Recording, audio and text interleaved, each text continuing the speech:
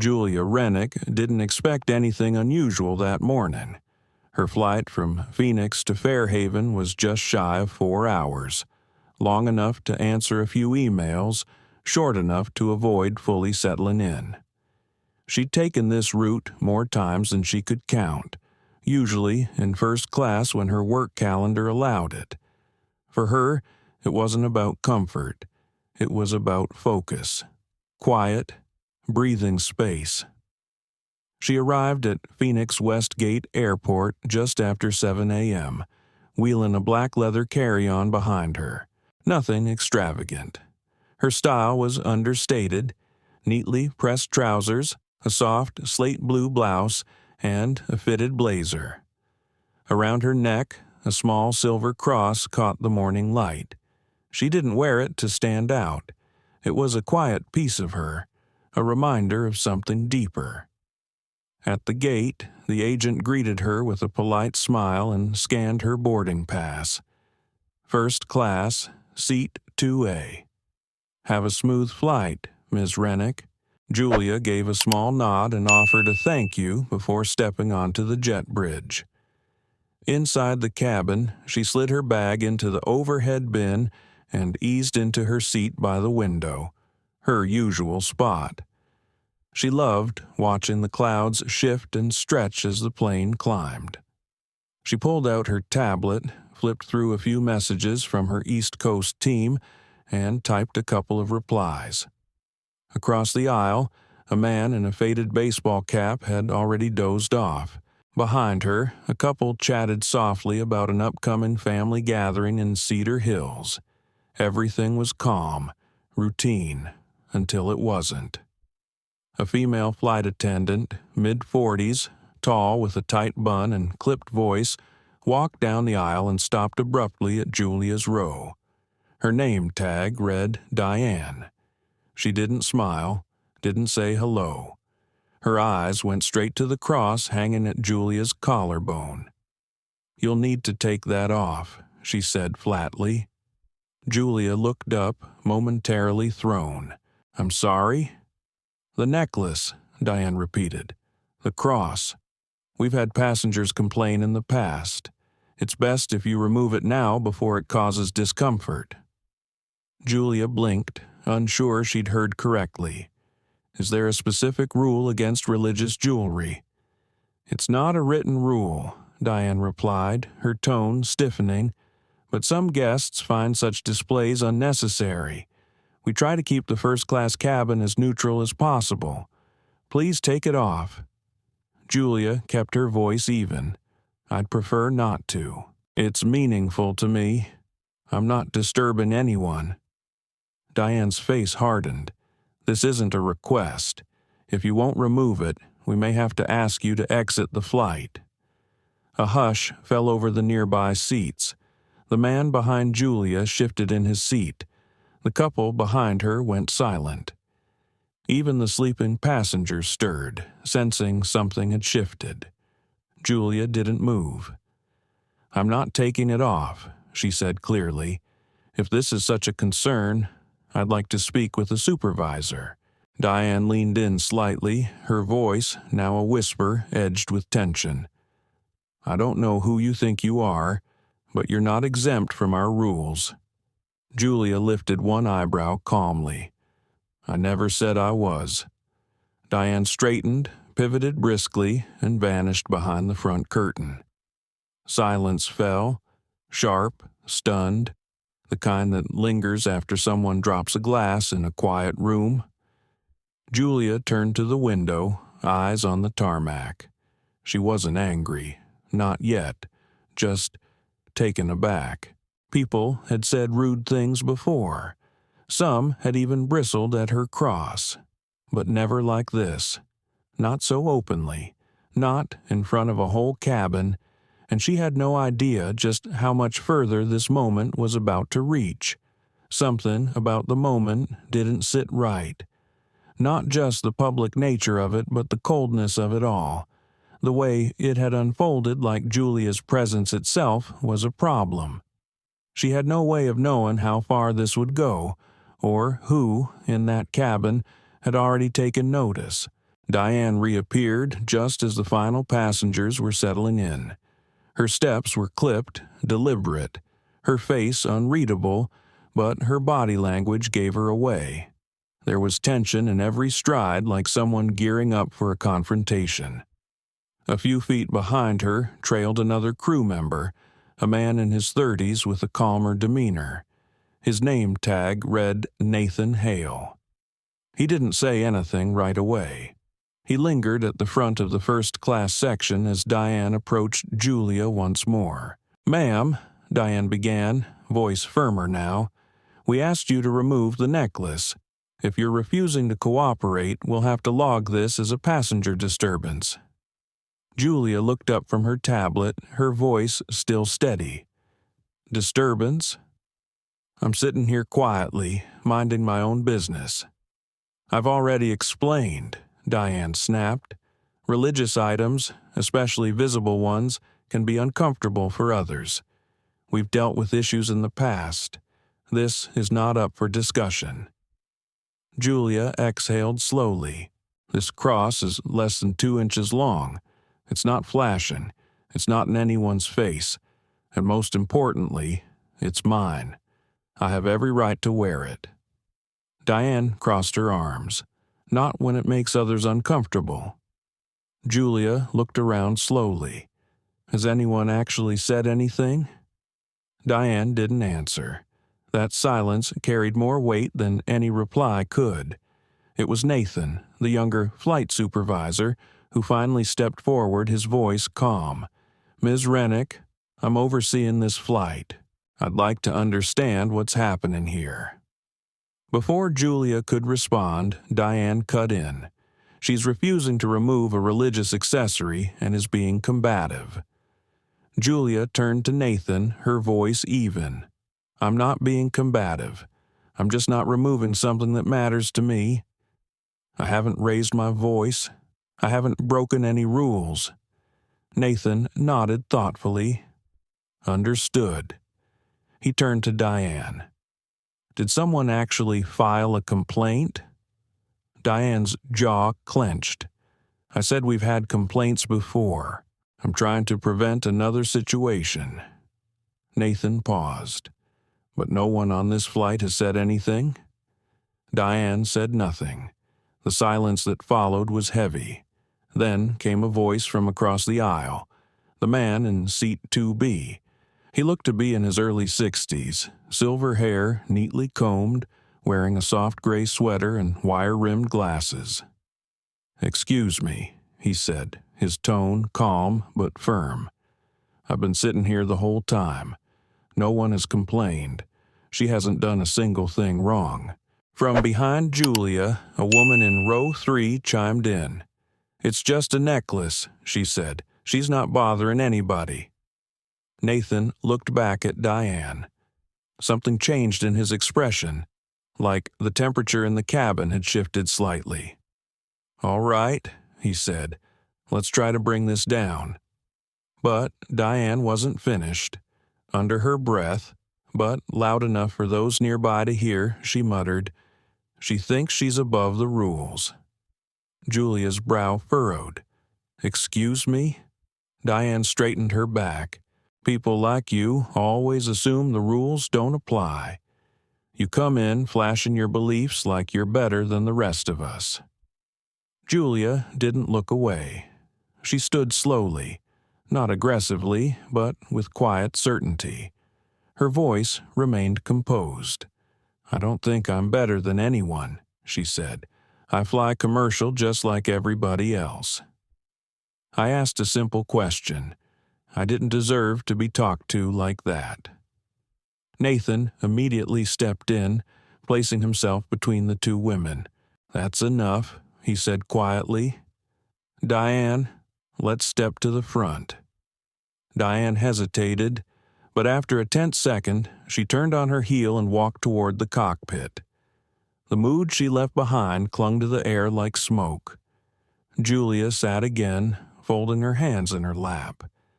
The small silver cross still rested lightly against her blouse, catching the light from the overhead lamp. She felt the eyes on her, not critical, just watchful. Nathan leaned down slightly. "Ms. Rennick, I'm sorry for the way this was handled. I'm going to speak with the captain. Please stay seated for now." Julia nodded. "Of course."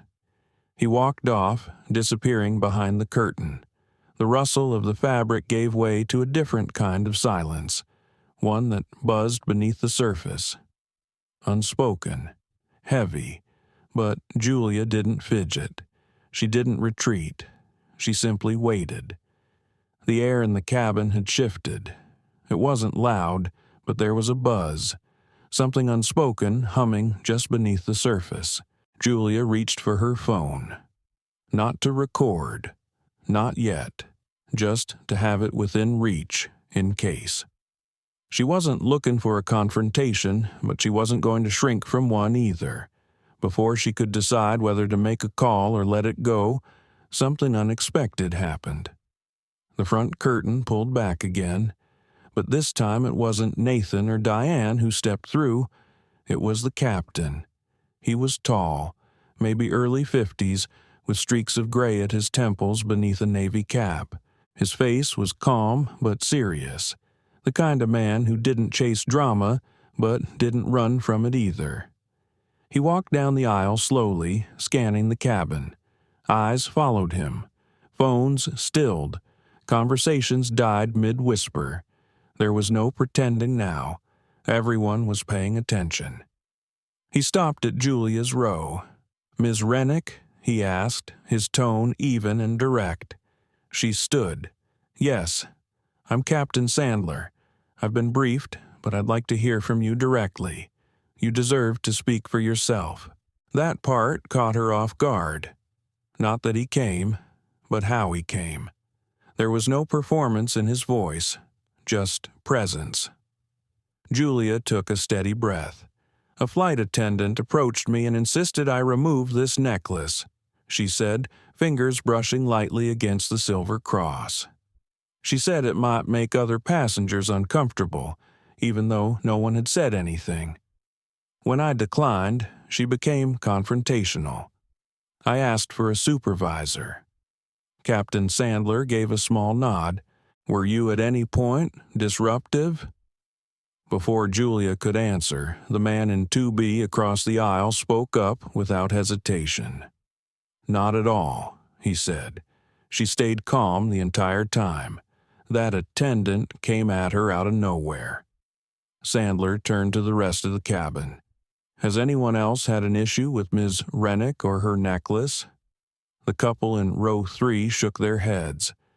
"No," the woman said clearly. "This whole thing was unnecessary. She wasn't bothering anyone." Sandler turned back to Julia. "I apologize. You shouldn't have been put in that position." Julia's voice remained composed, but now there was steel beneath it. "I'm not here to get anyone fired," she said. "I just want to sit like everyone else, in peace." Then, from near the rear of the cabin, a woman's voice broke the silence. "Wait a minute," she said, holding up her phone.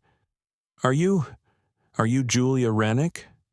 Julia hesitated, then nodded softly. "Yes." The air shifted again. Passengers who had been watching passively now leaned forward. Some whispered. A few more lifted their phones. One young man leaned across his armrest, eyes wide. "Weren't you with the administration?" he asked. Julia's reply was calm, measured. "I served as deputy press liaison." There it was. Recognition. And not just from the passengers. From the captain, too. Sandler exhaled. Not in frustration. In realization. This wasn't just a customer service issue anymore. Not just an awkward encounter in first class. It was on the verge of becoming something public. He turned toward the front of the plane. Nathan had quietly returned, standing just beyond the curtain. Sandler gave him a look. "Get legal on the line," he said. Nathan nodded and disappeared again. Julia stayed in her seat. She hadn't asked for attention. She hadn't even given her name. She'd simply stood her ground. But now, the energy in the cabin had changed. It was charged. The man in 2B leaned slightly toward her and gave a small, sympathetic smile. "Crazy world," he muttered. "Wearing a cross is offensive now?" Julia gave a quiet smile in return. Apparently. Around them, murmurs rose again. Low voices, concerned tones. No outrage, not yet, just confusion, disbelief. Passengers piecing together what had just unfolded. At the front, Diane had reappeared, whispering to another crew member. Her face was flushed now, not just with anger, but something closer to panic. Her jaw was tight, her arms crossed like she was holding something back, or bracing for what came next. Captain Sandler turned and began walking back down the aisle toward Julia's seat once more.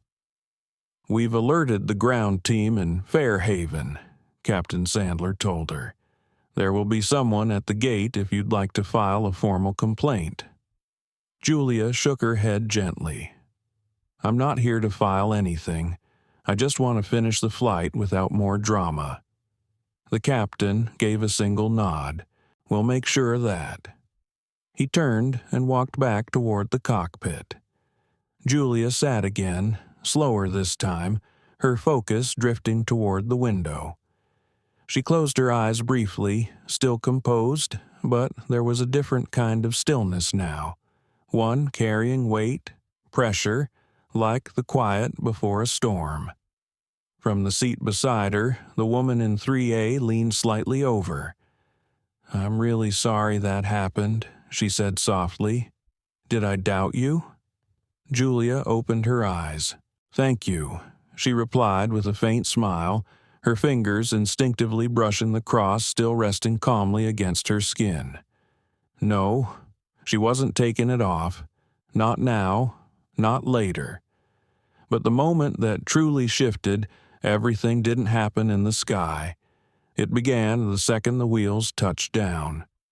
The plane landed at Grafton International, the tires meeting the tarmac with a muted jolt, a gentle bounce, then the long, familiar roll toward the gate. For most passengers, it marked the end of a routine journey. But for Julia, it was the beginning of something very different.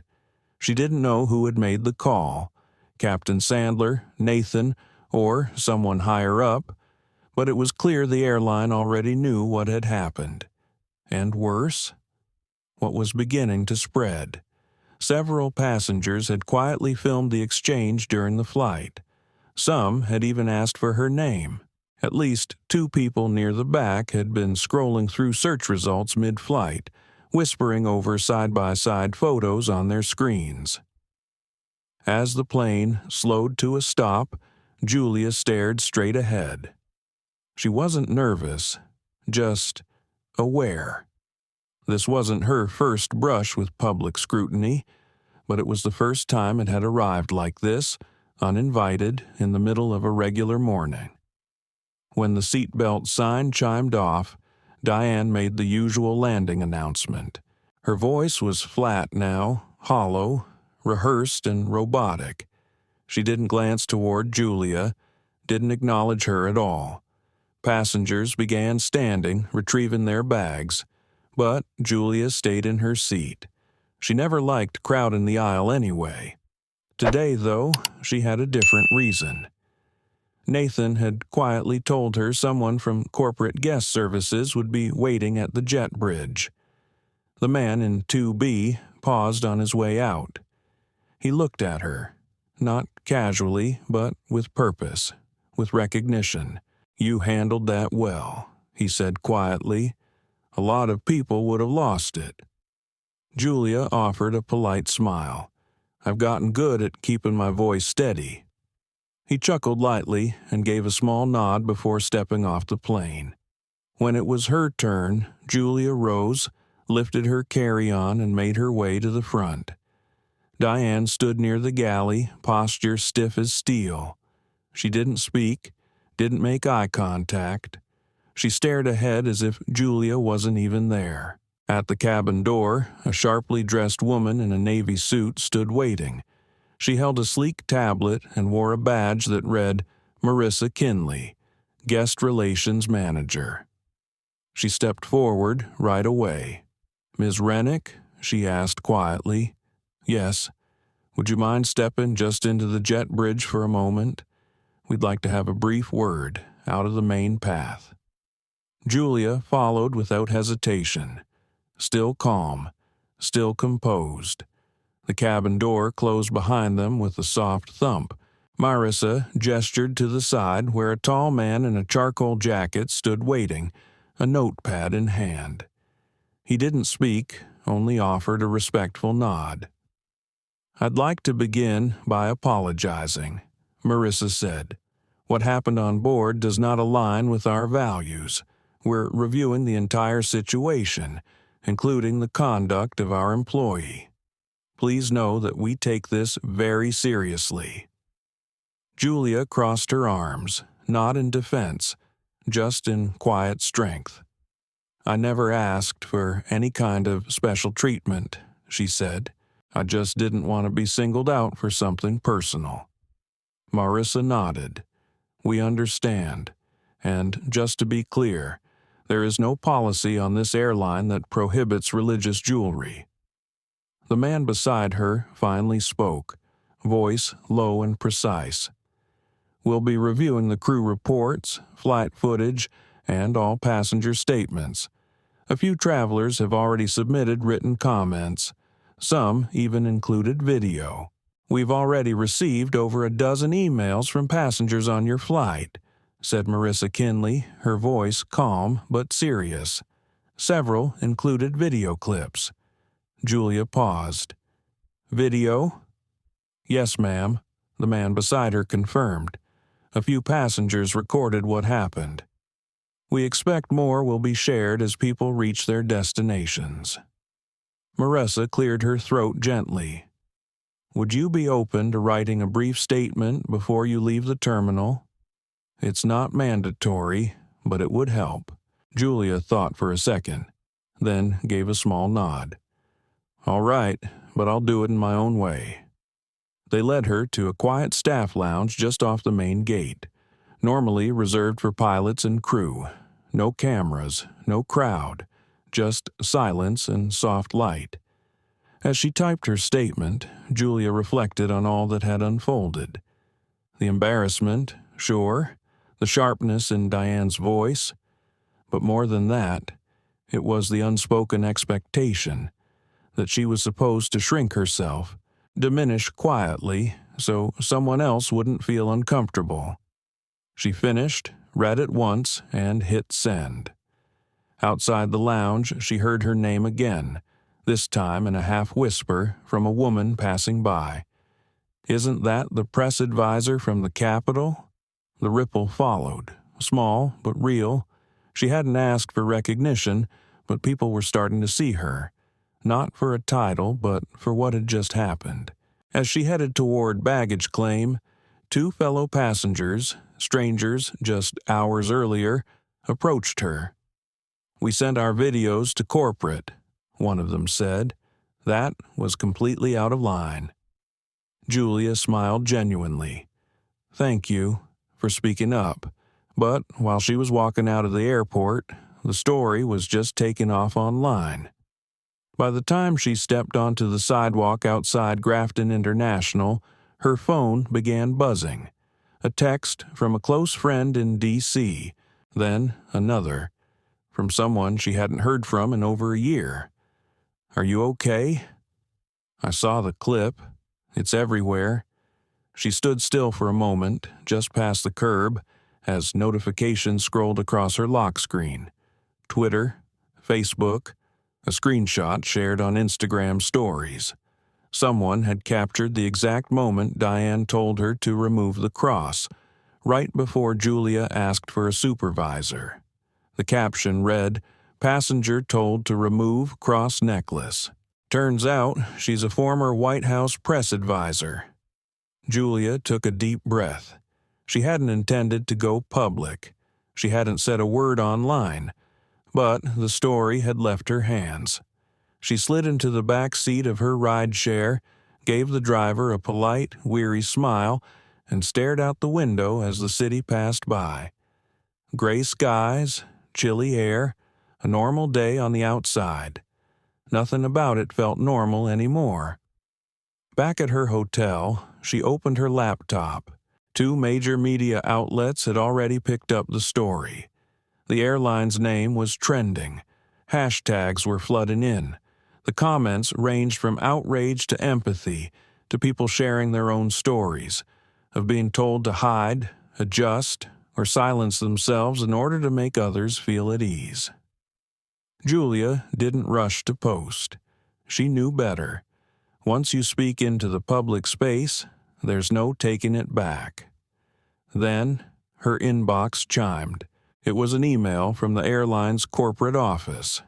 Not a generic auto-response, but a signed message from the Vice President of Customer Experience. It read, in part, Ms. Rennick, we extend our sincere apology for your experience aboard Flight 819. We are actively reviewing the behavior of our crew member and have involved both our legal and training departments in the process. We do not condone the targeting of passengers based on appearance, belief, or personal expression. You were treated unfairly. That is unacceptable. They also offered to refund her flight and extend a travel credit. Julia stared at the screen. She could have accepted it and let the moment pass, like so many others do, but something deeper stirred in her. This wasn't about compensation, not even really about her, because if this could happen to someone like her, with her background, her voice, her name, then what about the people who couldn't speak up at all? If she could be singled out so openly, Julia thought, what about the people who couldn't speak up? She unlocked her phone. No filters, no edits, just her, sitting by the window in a soft gray sweater, the city lights behind her. Her voice was calm, steady, honest. I wasn't planning to say anything publicly, she began, but I think it's necessary now. Not for attention, not for outrage, but because what happened on that flight wasn't just about me. She paused, eyes direct. It's about how easy it's become to ask people to shrink, just to make others comfortable, to hide who they are, to go quiet so no one gets uncomfortable. Another breath. I wore a cross on a flight. That was all it took for someone to decide I didn't belong in first class, that I was somehow offensive, that I should make myself smaller. I didn't yell, I didn't argue, and I certainly didn't ask for special treatment, a final note of conviction. But I won't apologize for what I believe, and neither should you. She hit post. Within hours, the video had over 500,000 views. The comments came pouring in. People from all backgrounds shared their own moments. When they'd been told to remove a religious item, tuck away a symbol, or tone down something meaningful. Some were angry. Some were heartbroken. A few tried to spin it political, but most weren't thinking about sides. They were thinking about what it means to be human. By the next morning, the airline had issued a full public statement. This time, they named the flight attendant. Diane Mercer had been placed on administrative leave pending a full investigation. The statement read, "We are initiating additional crew training to ensure every passenger is treated with dignity and respect, regardless of their personal beliefs." Julia read the release, then closed her laptop. She didn't feel triumphant. Not exactly. She felt resolved, like she had done the one thing that mattered, not for headlines, but for principle. And just as the online noise started to swell and spin in new directions, another surprise arrived. one that brought the story back down to something personal. 3 days later, Julia received a letter, not an email, a real letter, on thick stationery with the airline's logo embossed in silver. She knew, even before opening it, that it was different. Not because of the envelope, but because of who it was from. Diane Mercer. The handwriting was elegant, but you could tell it had been rewritten more than once. Some lines started over, some ink lines pressed too deeply into the paper. Ms. Rennick, I want to sincerely apologize for how I treated you. I let personal feelings affect how I did my job, and that was wrong. I've worked in this industry for over 2 decades, and I've never had an incident like this. But that doesn't excuse it. You didn't deserve what happened. I'm truly sorry. Julia read it twice. She wasn't sure how to feel. Part of her was relieved. Another part was skeptical. Was it real, or just corporate pressure? Maybe it was both. She didn't respond, not immediately. She needed space. The whirlwind hadn't passed yet. Messages were still coming in. News stations were requesting interviews. Bloggers were dissecting every line of her video. Some were generous. Others, not so much. That didn't surprise her. She understood how stories could be bent to fit whatever version people needed to tell. But in the middle of all the noise, one message stood out. It came from a woman in Ohio. Not famous, not verified, just a name she didn't recognize. The message read, I'm a single mom. I wore a Star of David necklace to a job interview once. The man interviewing me asked, very politely, if I might take it off to avoid stirring anything. I did, and I've never told anyone about it. Until now. Julia read it again. That one hit harder than any headline or viral tweet, because that woman didn't have a title to lean on, no audience, no camera rolling, and yet, years later, she still remembered every detail. Julia sat at her kitchen table, coffee growing cold beside her, the letter from Diane in one hand, and the Ohio message still glowing on her phone. One was a peace offering. The other was a quiet echo of why this moment mattered more than she'd even realized. The letter from Diane had been one kind of moment. The message from Ohio, a different kind entirely. A quiet reminder that what had happened on that flight wasn't isolated. Julia finally pulled out a blank note card, the kind she saved for things that mattered. She wrote slowly, intentionally, Diane, thank you for your letter. I believe in accountability, but I also believe in forgiveness. I accept your apology. I hope the airline gives you the space to grow from this, and that you treat every future passenger with fairness, regardless of what they wear around their neck. We've all made mistakes. What matters is what we do next. She mailed it that afternoon. That evening, she sat down for her first public conversation since posting the video. It wasn't on national news. It wasn't with a big outlet. It was a small podcast hosted by a thoughtful woman named Elise, who ran a platform focused on stories of faith and honest expression. Elise asked gently, "What did you take away from all of this?" Julia didn't hesitate. "I've learned that silence is easier," she said, "but it rarely brings change." She paused, then added, "And I've learned that standing your ground, calmly, clearly, can shift more than just a moment.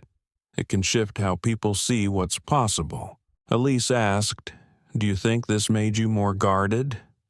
Julia smiled. "No. If anything, it reminded me why I started speaking at all.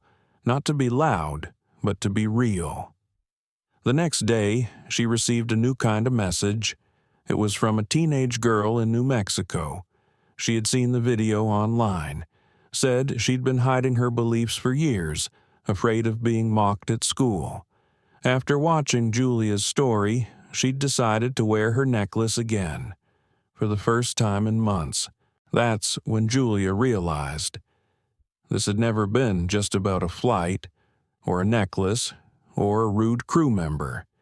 It was about the thousands of small moments when people are asked to tone themselves down, just a bit, to disappear, just enough, and how deeply that damage can go. Long after the hashtags faded and the internet moved on, one question kept echoing in Julia's mind. It wasn't about the headlines. It was about what stuck with her when the noise died down. Weeks passed. The world found a new controversy to chase. The online platforms buzzed with fresh outrage while her story drifted quietly into the background. But Julia hadn't forgotten. Not because of the media storm, but because of what it had stirred inside her. One chilly afternoon, she sat on a park bench near Monterey Hill, hot coffee in her hands, coat buttoned up, scarf snug around her neck. She wasn't there to be noticed. She just needed space. A few yards away, a father lifted his daughter onto a swing. She wore a bright pink beanie, and her laughter rang out as she pointed at the clouds and kicked her legs high into the air. Julia smiled. That was freedom. Not just the right to be, but the right to be seen, to wear what you believe, to be joyful, to be accepted, not silenced. Her thoughts drifted back to the plane, the cramped cabin, the tension, the hush, the silence from some, the courage from others. And most of all, she thought about the one thing she wouldn't change, how she had handled it. She didn't like confrontation. She never had. But sometimes confrontation found you. And in those moments, the real question wasn't whether you fought, but how you responded. She had kept her voice level, even when her heart beat faster. She didn't lash out, didn't slam her tray or raise her voice. She simply stood. She spoke. She let the moment reveal itself, without losing herself in the process. That, she realized, was something more powerful than confidence. It was conviction. What stayed with her most wasn't the apology. It wasn't the views or the headlines. It was the private responses, the messages from strangers who had never thought they were allowed to speak up. Stories from small towns, from big cities, from kitchen tables and quiet homes, from people who, for the first time, wondered if they could stop disappearing, even a little. One woman had messaged her just days earlier. She was a nurse from Seattle, the message said. She wore a necklace with a tiny saint's charm tucked under her scrubs. One day, her supervisor told her, politely but firmly, that personal things were best left at home. So she stopped wearing it, until she saw Julia's video. Now, she said, she wore it again, this time over her uniform. Without apology, Julia sat back on the bench and watched the trees shift gently in the breeze. She hadn't set out to lead anything. She wasn't trying to spark a movement. But maybe, sometimes, a single moment is enough to nudge someone closer to courage. She glanced down at the cross around her neck. The same one from that flight. The same one she'd worn quietly for years. It had once belonged to her grandmother, a woman of few words but fierce grace, the kind who believed in kindness but never in cowardice. She used to say, "Faith isn't something you hide behind, it's something you live through." Julia smiled at the memory, then reached for her phone, not to post, not to record, just to take a photo. The swing set, the laughing child, the fading sun brushing gold across the grass. Not everything needed to be shared. Some things just needed to be remembered. That night, back at home, she finally replied to the girl from New Mexico, the teenager who had written days earlier about reclaiming her faith at school. Julia kept it simple. Just a few quiet words. You don't have to fight loud to be strong. Just don't disappear. The world needs to see you. She hit send. Then she put the phone down, made herself a cup of tea, and sat by the window, the lights off, letting the stillness settle around her, not to quiet her, but to hold her. This experience hadn't turned her into someone new. It had brought her back to someone she already was, and sometimes, in a world that keeps trying to make you smaller, remembering who you are, that's the bravest thing of all.